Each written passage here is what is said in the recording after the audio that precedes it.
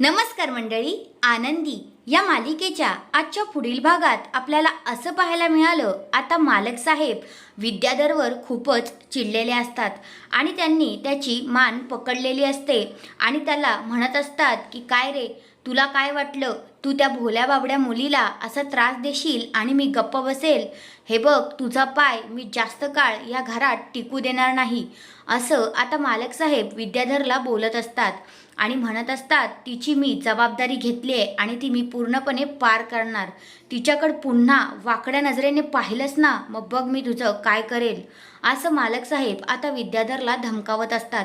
दुसऱ्या बाजूला आता मालक साहेब इकडे आनंदीजवळ येतात, कारण आता विद्याधरने सांगितलेलं असतं कदाचित की आपल्या आनंदीनेच मला सोडवलं आहे.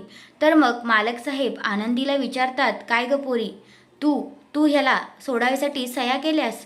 नंतर मग आता आनंदी म्हणते, मालक साहेब माझ्यावर विश्वास ठेवा, मला खरंच माहिती नाही की मी सह्या केल्या ती कागदपत्रे नक्की कोणती होती.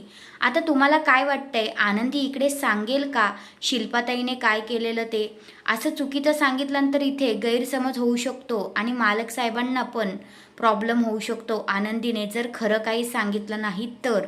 मला असं वाटतंय आनंदी शिल्पाताईला त्रास व्हायला नको किंवा मालक साहेब तिला काय बोलायला नको म्हणून सांगणारच नाही, ती सगळं काही खापर तिच्यावरच फोडून घेईल. तुम्हाला काय वाटतंय ते कमेंट करून नक्कीच सांगा. धन्यवाद.